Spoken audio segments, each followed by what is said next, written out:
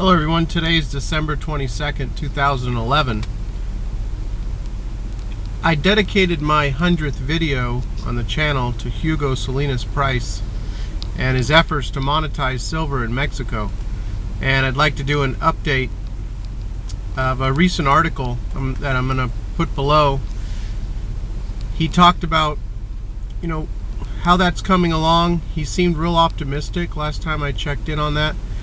And the reason that it's, they have the congressional approval. Most of the people in the Mexican Congress agree with, the necessity of having money that you can save as a store of value.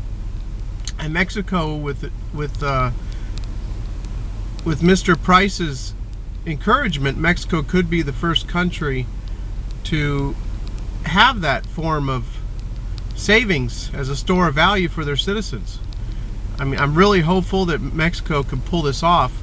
But what they're going up against is the Bank of Mexico, the central bank. Of course, they don't want people saving real money. They want to keep their paper scam going. But there's in the article explains it really well. The political leaders, it wouldn't be in their favor politically to go up against the central bank, who's opposing the idea. So they're supposed to have a meeting this month. I didn't see when the date was, and the financial committee, congressional committee, is supposed to have a meeting. I mean, this could happen. I mean, he seemed real optimistic before, and that would give the people in Mexico a way of saving. Now, I think a lot of Mexicans think that silver and gold is speculation. There's a lot of poor people in Mexico, but if they knew if it was a store of value that they could save in, I think a lot of them would be driving towards physical silver. They'd be flocking towards it. And with the efforts of Eric Sprott and his open letter to the mining community, I think for some reason it seems like he sent it to 17 different silver miners. But regardless of that, he sent it to them saying, why don't you save in silver? Why have your money in the bank in this environment that we live in now, where you could potentially lose it? Just look at the MF Global people. I mean, why not save in silver?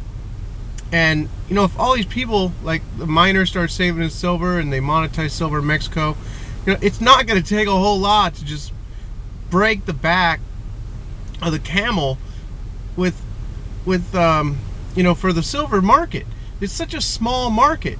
I mean, the straw that breaks the camel's back could just be any number of things. I mean, silver is so exciting, even though it's been kind of dead the past, say, 4 months. It's just, the more and more you study it and the more you find out about it, it's an incredible thing. For those of you who don't know, Hugo Salinas-Price is not trying to back the peso with silver. That's not what it's about. It's about monetizing the Libertad coin that they have, and as legal tender, as real money, and it would run alongside the paper peso. So that way there'd be a store of value that people could save in that doesn't get hit. When they inflate the pesos, that would go up. They'd have the Bank of Mexico set the value of the coin, and then as the silver spot price goes up, they'd have to raise the coin. But if the spot price dropped, they wouldn't drop the value of that coin. So it'd be a store of value. It would only go up. It wouldn't go down. I mean, it's an excellent thing that no central bank is going to want to have happen. We should have the same thing here with the silver dollar. I mean, that to me seems like an important step that's going to have to happen. Otherwise, we're all doomed. I mean, we have to be able to have sound money. We have to get back to sound money. We've been on this experiment. In 1971, the whole world changed when we went on full paper. The whole world went on paper monopoly money. Everything changed. We have to get back to sound money if we want to have any chance of maintaining any type of decent civilization. I mean, I don't know. It's so absurd that we're all just dealing with the electronic money and paper money that's all worthless. It's all worthless. You know, I've been playing this game. My brother convinced me to buy this game, Skyrim. You know, it's kind of addicting. It's a fun game. You know, the map, you can go anywhere, do anything type game. But what really makes me think is, you know, the gold coins, and that so many gold coins for such and such a thing, and makes me think about how, you know, people need to start thinking in terms of weight again. How many gold coins this buys, or how many silver coins that buys, instead of this, you know, the nominal, the paper number that we use. Like, I'm going to link another article to this video. It's an article from 2008, and it was a good article. I think anyone who wants to learn a couple things or just likes to be reassured of things, it's a real good article.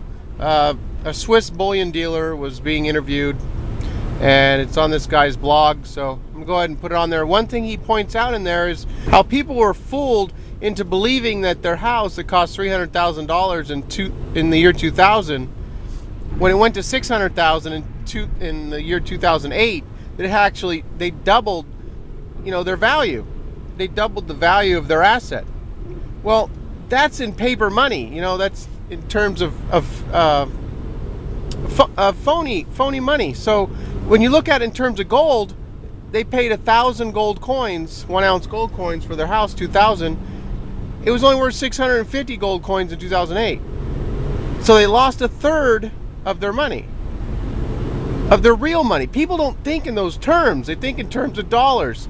And you look at it now, I think it's only like 186 coins, that same $300,000 house.